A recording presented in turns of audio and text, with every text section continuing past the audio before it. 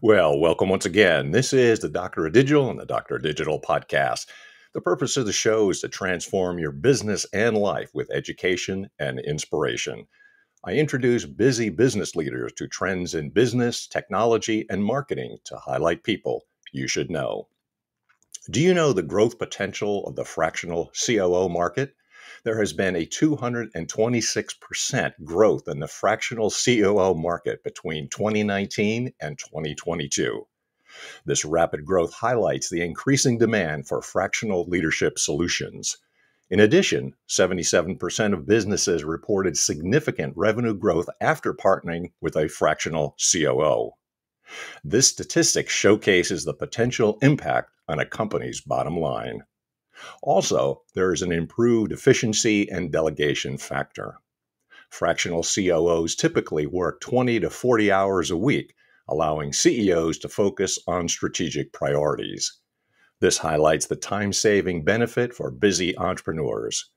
Businesses with fractional COOs experience a 30% reduction in operational costs. This statistic emphasizes the potential cost savings associated with fractional leadership. Do you want to understand more about the growing fractional COO market? During this episode, we'll do a deep dive into the changes and hot topics in fractional CEOs and leadership to understand the market and how to navigate the unique dynamics of the field. By the end of this episode, you'll be better equipped to know what to do, and I encourage you to contact my guest, who is a leadership and fractional COO expert. Please welcome my special guest, Bill Simmons. So, Bill, welcome to the program. And I got to know a little bit about your background. I'll give you an example. You got to have a story. I once was consulting with insurance agents, and they said, no little boy or girl ever grows up saying, I'm going to be an insurance agent. So I'm curious, how did you become a fractional COO? Well, first of all, thank you, Mick, for having us on the show today. I've been looking forward to this, and I appreciate the setup. It was fantastic, and just love what you're doing in the marketplace. Thanks. Yeah, the short version of a long story, was how did I get into the fractional COO space? Seeing a need and meeting a need.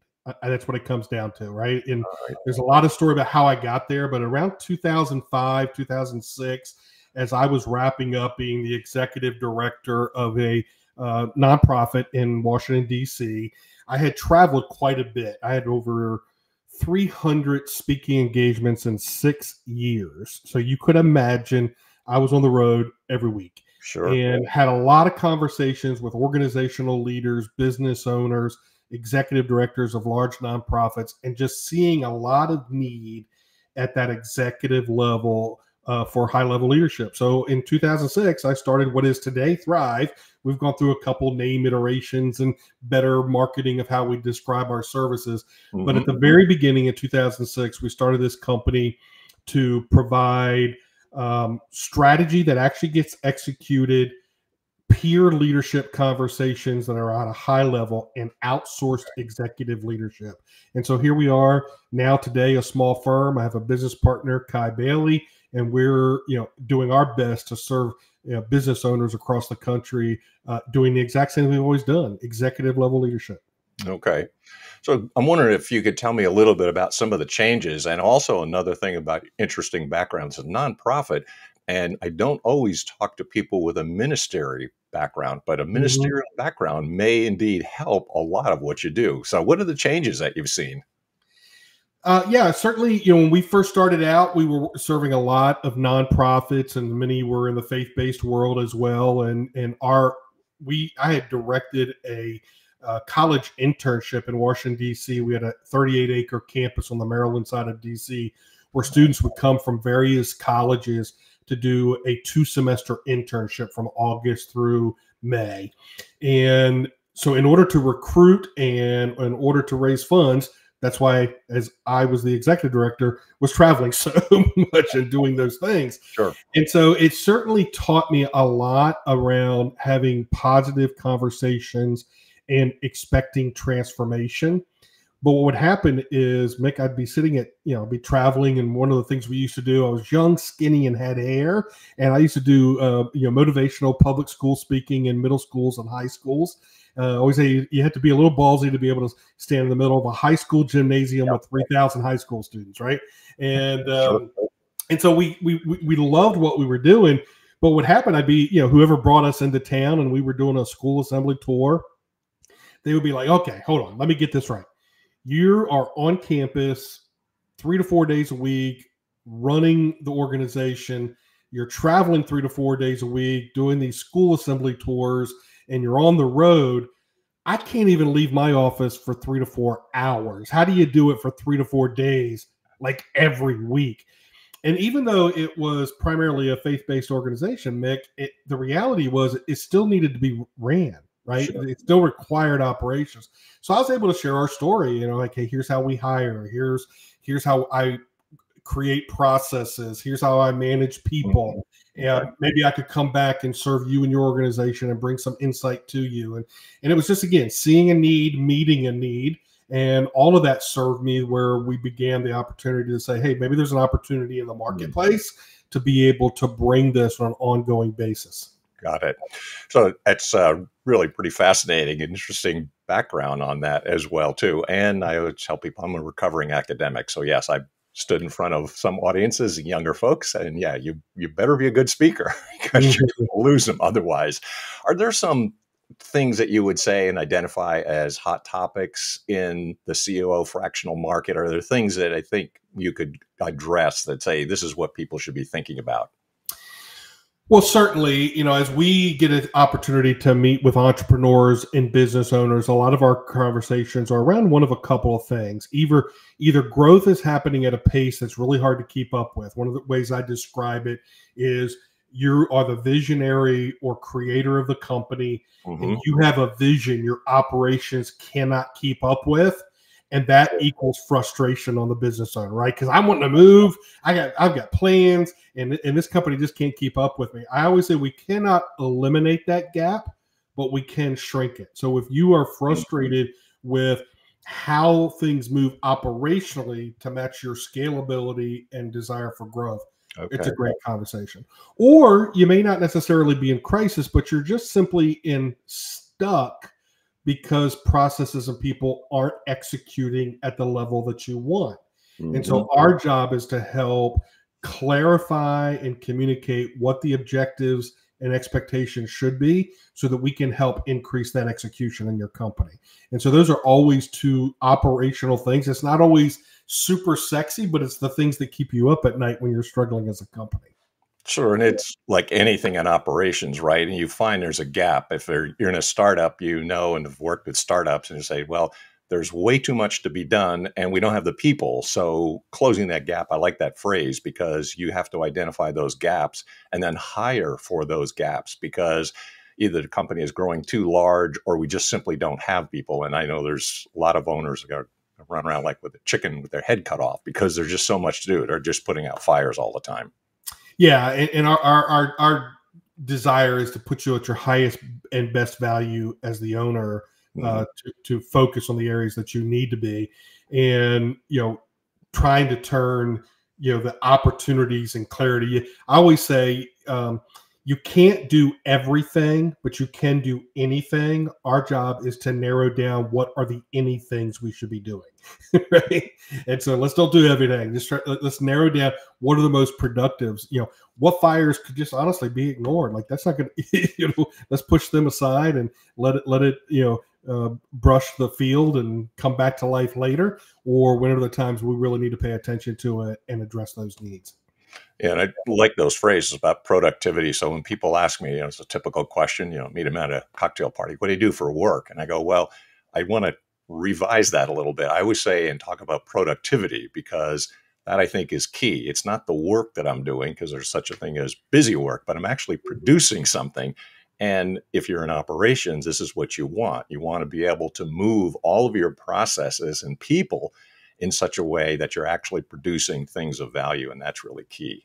Yes. And being very clear on that. I often say that the communication and the expectation is, we hear a lot of people get frustrated. Well, my people aren't accountable, but how well did we communicate, and how clear are we on the expectations? It's a little easier to hold people accountable when we're communicating effectively and we are clear on expectations. And so that's a lot of the work that we do to help really bring that to a high level in a company.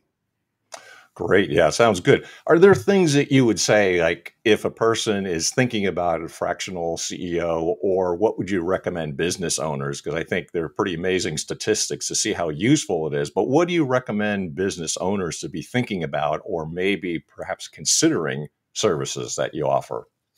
Yeah, I would say number one, be careful to not, if you're looking at the fractional, understand what fractional should mean.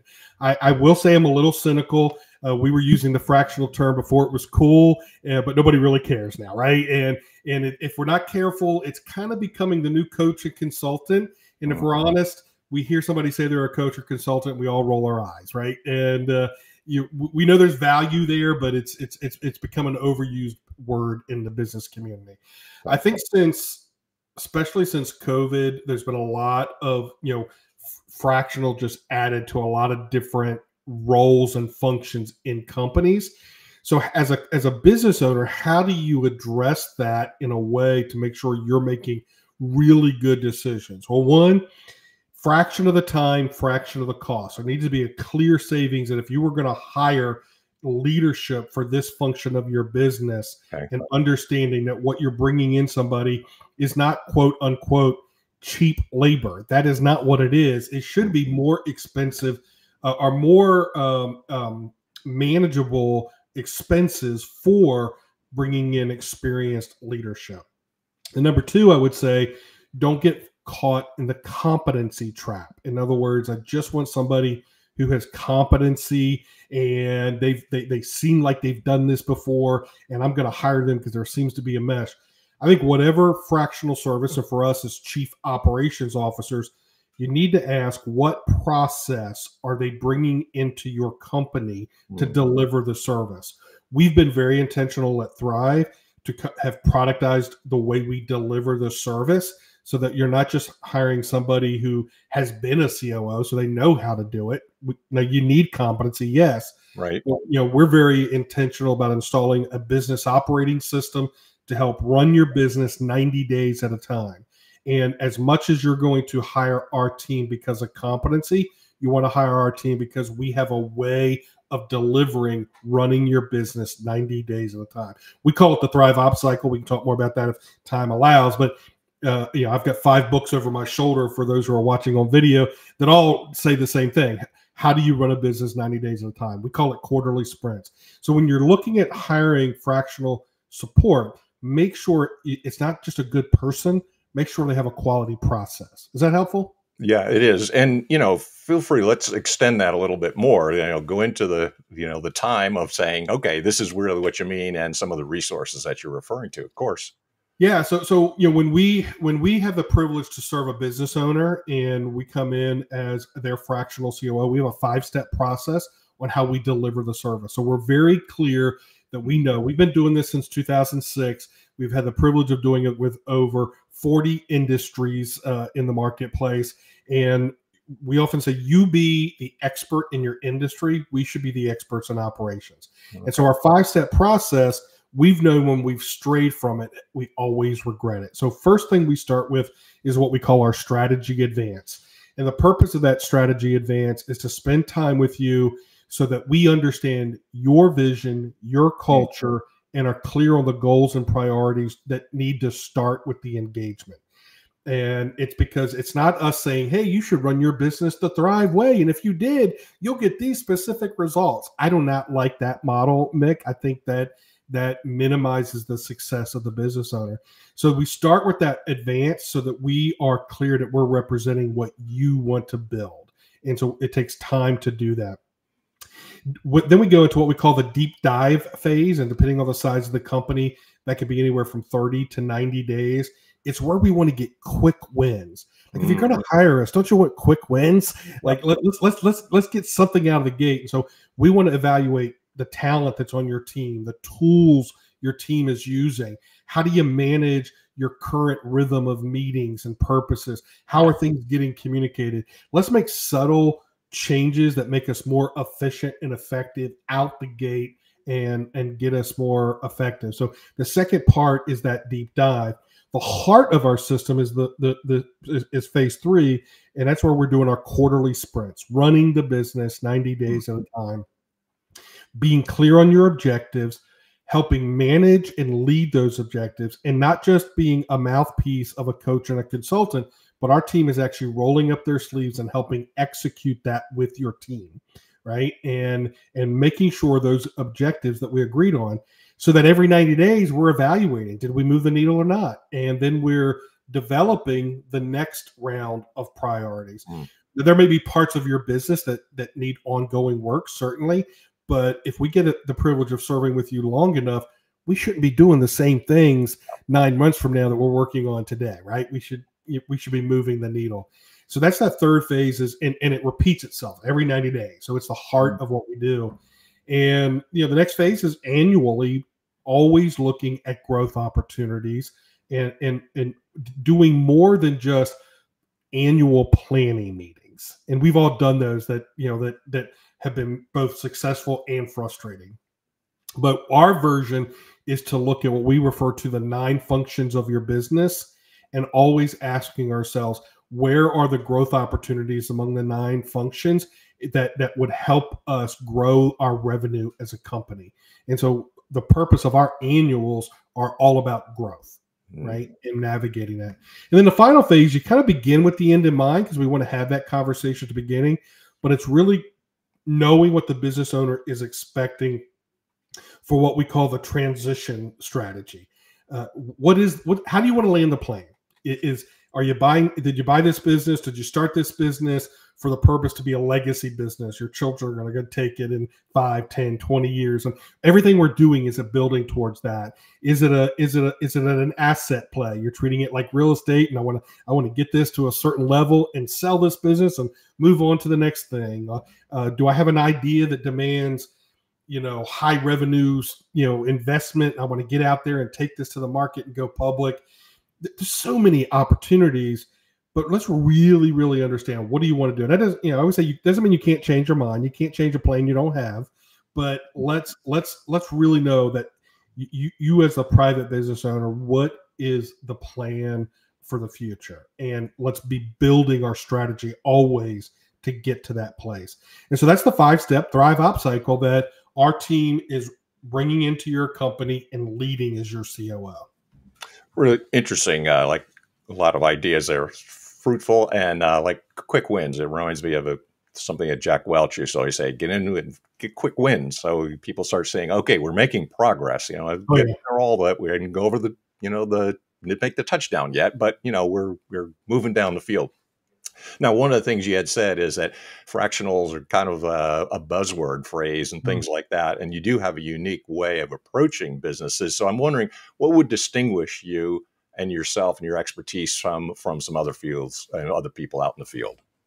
Yeah. So I think one is that we have a firm model. I think that the market is full, and I was there at one time, so I don't criticize this, but it's full of the solopreneur, single shingle type approach to fractional services, whether that's COO, chief operating support, CFOs, and HR, marketing. There's a lot of fractional leadership available today.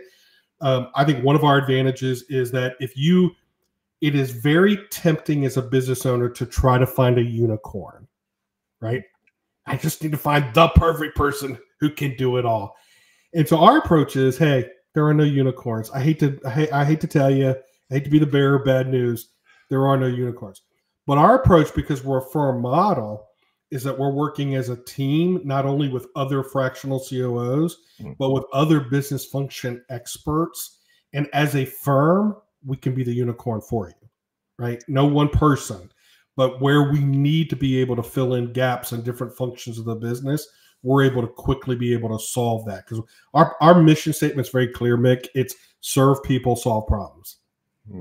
So what is our differentiator is that we feel as a team, we can be your unicorn, where no one person is ever going to do that. Got it. Very interesting, Bill. You had lots of good things to share there. So I'm curious now if a person was listening and they've heard the processes of what you do and how you differentiate yourself in the market, how do they get a hold of you and what would you recommend? Yeah, so it's probably two things. One, I really would recommend going to our website. It's very easy.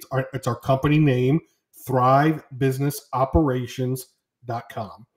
And if you go there, there's two things I'd love for you to do. One is schedule an appointment with myself or my business partner, Kai Bailey, and we'd love to have a conversation with you. But you can also download our ebook, The Thrive Ops Cycle, that kind of shares a little bit more about how we use the business operating system to serve you as a COO.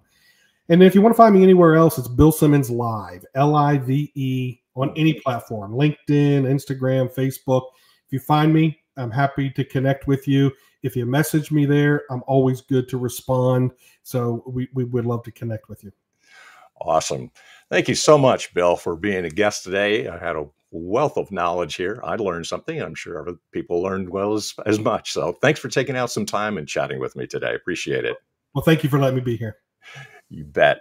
So if you like what you're hearing, and I hope you do, you'll also be invited to come back to some more episodes. And of course, we'd like to thank our sponsors, both On Track, Ian Hunter, and Burning America, for producing and helping out with the show as well. So if you like the show, keep on listening. Listen, like, subscribe, and especially share the knowledge and help somebody else who can benefit from the show as well. Until next time,